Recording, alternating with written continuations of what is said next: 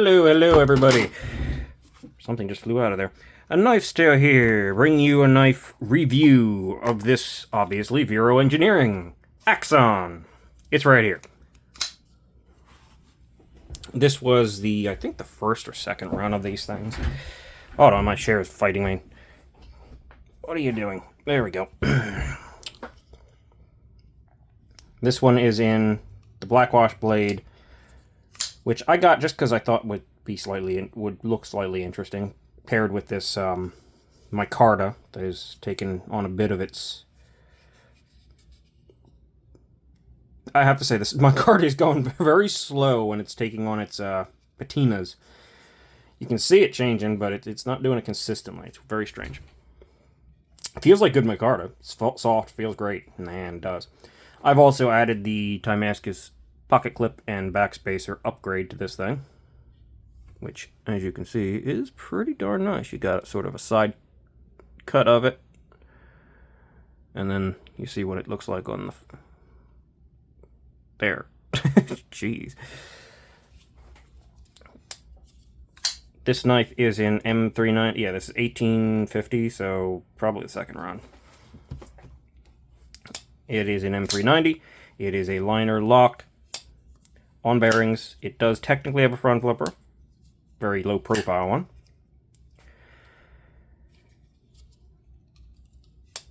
And let's get to specs so we can start talking about this knife. Blade length is pretty much 3.5 on the dot. Overall is pretty spot on to 8 inches overall. And 4.5. So the ratios are quite good here.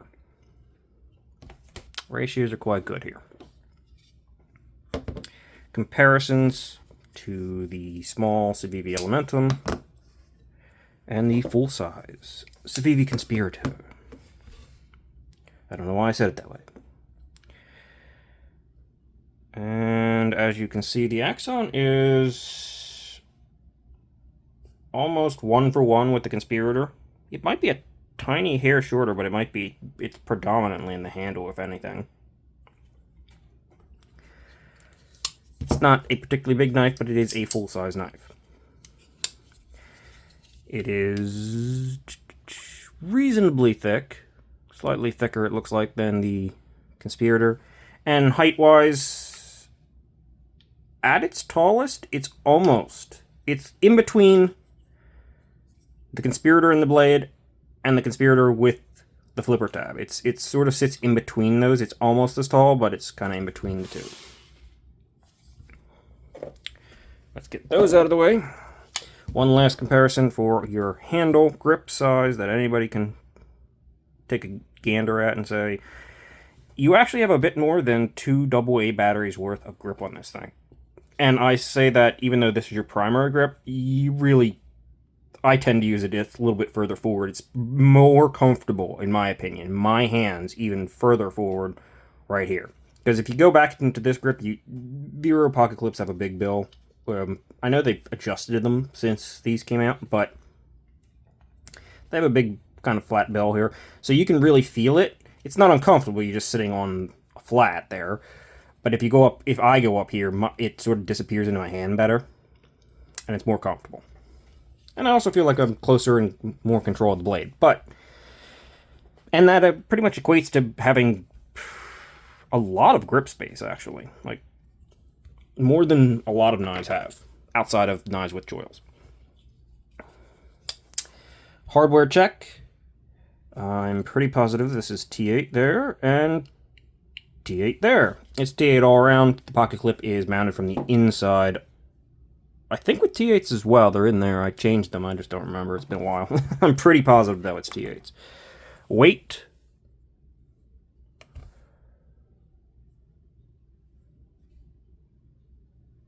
Are you gonna...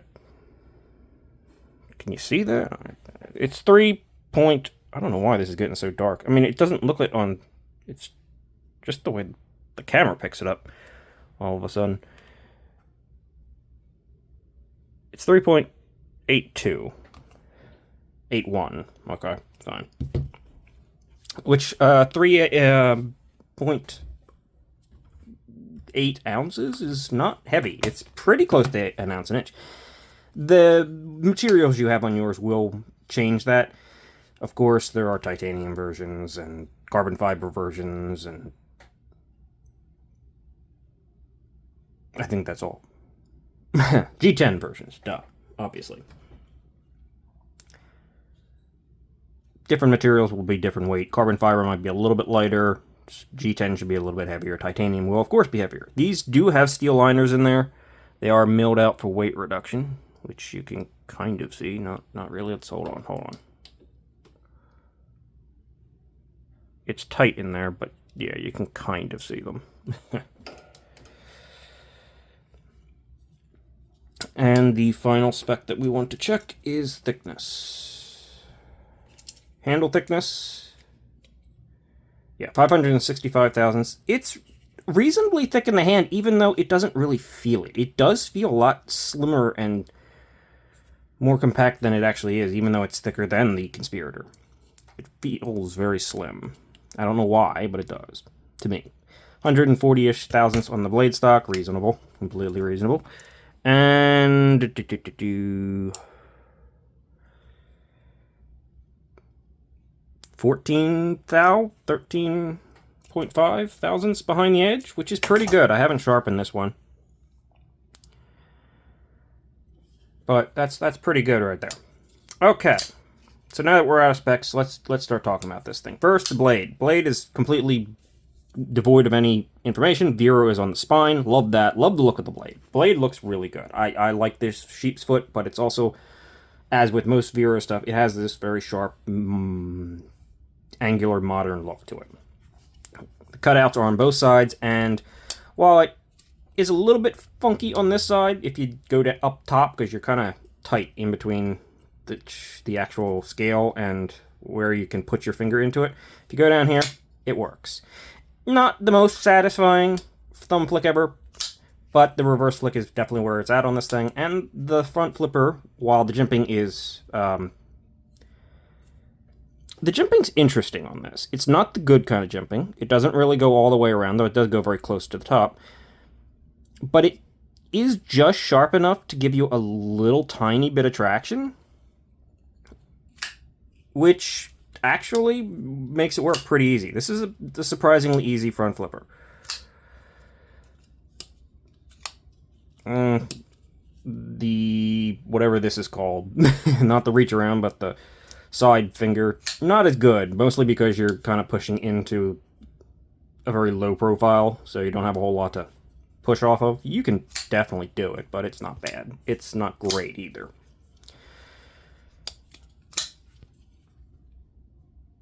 There's no play. And actually it looks like this knife is slightly loose, just a tiny bit. Give it a little turn.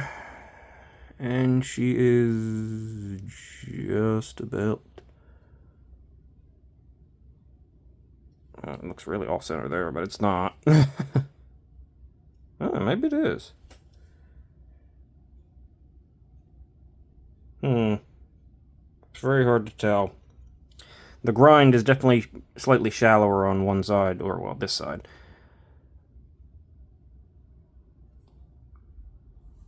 So it's pretty hard to tell, but I would say mine's actually pretty darn close to being centered. Worst case scenario, I just give it a little more oomph. Action hasn't changed, and it should be fine. It would be a tiny bit off center. That's what it is.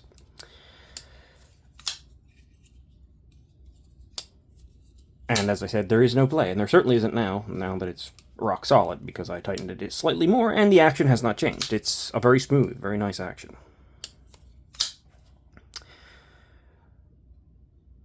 This was one of my first blackout blades that I actually even got, honestly. So I was just seeing if I liked it, and I'm not super fond of the blackout, but I still do like the knife overall. And of course I have the original hardware for it too, with black clip and everything. Moving on from, well, before I move on from the blade, one thing I have to say is, while it's got a decent edge, it's not like bitey or ultra sharp. You kind of have to work for it. It I don't think there's a burr or anything. And the edge is good and it's held up. It's not the most aggressive thing. But it definitely passes through material, so it does work. And the overall shape for the blade and with the cutout and everything, you can do all your grips and everything like that pretty easily, especially with this pinch point. Plunge grind is actually not terrible. It's not great. It does leave you some life, as you can see, but the stop pin is up here, lodged sort of underneath the lock face and, well, shouldered in the open position, so you can cut it in its oil. No problem. No problem. This is all free real estate. There's nothing in your way there. I also like how far the backspacer comes up on this knife. I will say that. Now, I already said my card is pretty good. It feels pretty good. It just seems to want to take on a very slow patina, which is fine. Perfectly fine. It's comfortable. It's nice. It's broken in a bit. It's a little bit of that sort of looser fibrous micarta, so you can see a little bit of like looser fibers around the edges and everything. But overall, it's nice. It is not contoured, but it does have chamfers here and here, giving it a little bit of depth and stuff. So it's quite comfortable in the hand. And one thing that I think Veros can be is some of the Veros, not this one, can be a little bit uncomfortable in the hand, personally. So they like hard edges. He likes kind of like a hard 90-degree edges, and they can oftentimes be hard. This one, because it's in micarta, if it was in carbon fiber, it might not be. G10 the same. It's softened at the edges a bit. And the grip on Veros can also be a little bit particular for some people if their fingers don't fit right or sit where they want them to. They're not bad, but they're not the most perfect ergonomics in the world for most of the Vero knife line, at least in my experience. Though I think the Lux looks like it might be a little bit better. I want to try one of them. However, on this, in the micarta, yeah, it's comfortable. It's quite comfortable. It's very accommodating. Blacked out hardware. Lock bar insert. Good action. Now. Oh, and pocket clip. It's almost deep carry. I mean, it's a titanium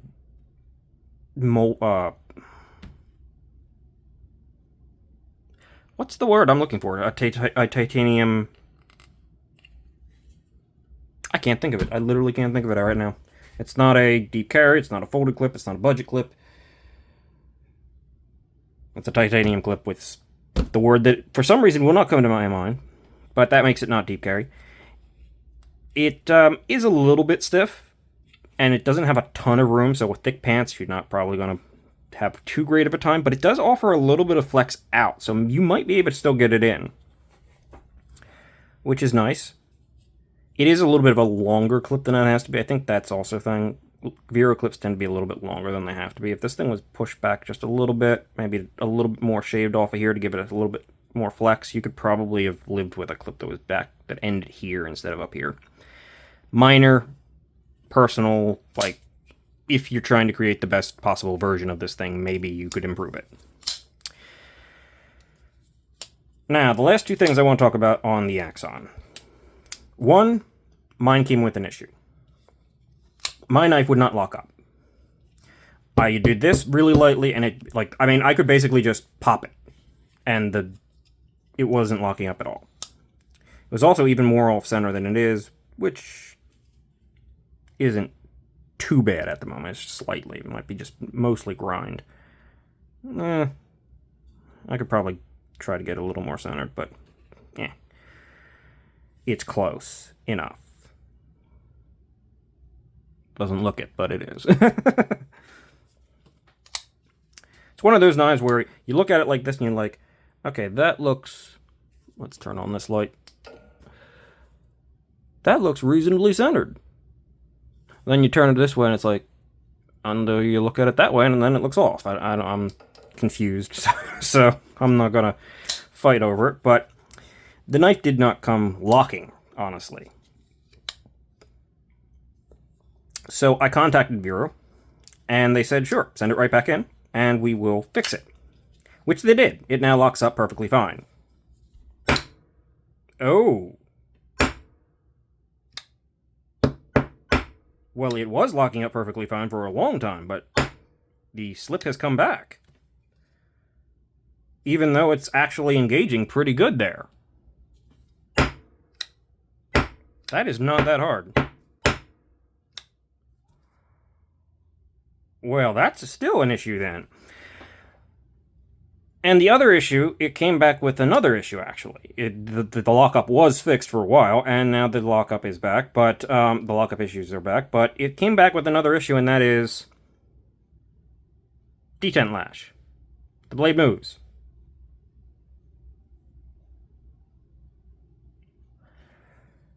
It didn't have that originally.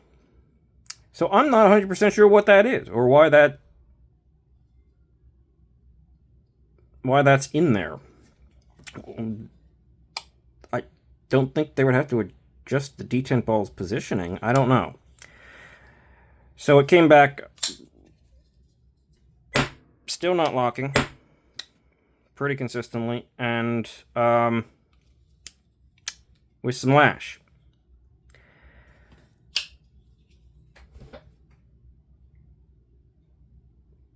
That's not a great look. I gotta be honest. These knives, Vero knives, are, in my opinion, a bit expensive for what they are. Usually coming in, I think this knife comes in around the $250, which is actually pretty reasonable for what this knife is, but some of the Vero knives, in my opinion, like the Synapse and everything, start getting up there at like $375, and it's just a titanium bolster lock with a material on its scales. They're a little bit overpriced for me.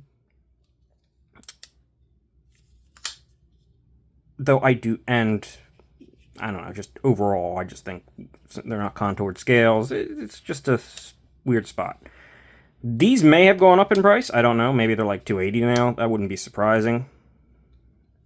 And honestly, that would still feel okay for this knife, right? If over the years this knife has gone up a little bit, because this is pretty reasonable in that 200 and like titanium hardware,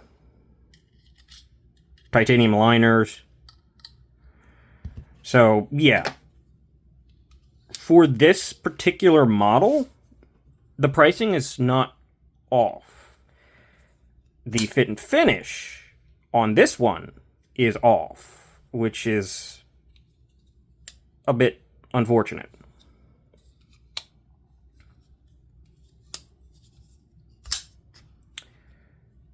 Can I get it to pop just with my hands?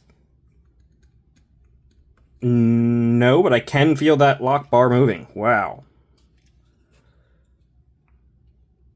Oh, you can see it move. It's slipping.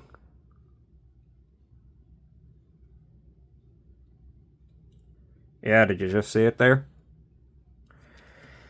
Okay, so it's got some lock slip on there.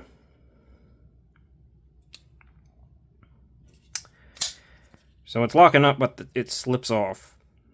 Interesting. I can't get it to break the lock like it was before. Like, it was barely even engaging, and I could just, like, it was basically a slip joint at that point. So it's definitely a lot better than it was, but it did take me sending it back in. So, do I think these are good knives? Yes. Do I think these are one of the more reasonably priced, assuming they're still under $300 in the Vero line?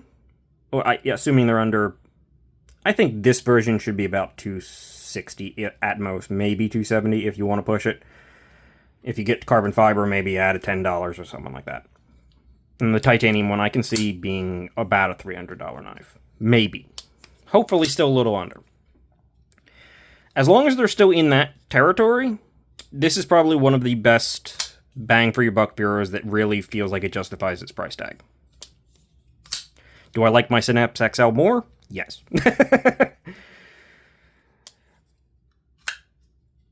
But, so it's It's a recommendable knife, and I'll link like his website or something like that. Maybe his Instagram, I don't know.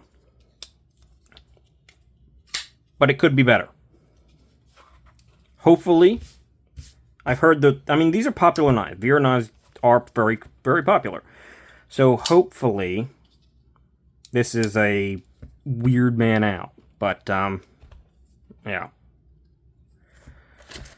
This one's got a little bit of funkiness going on.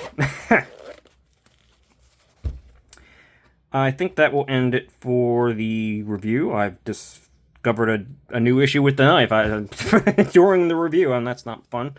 But hopefully you got something of value out of this thing.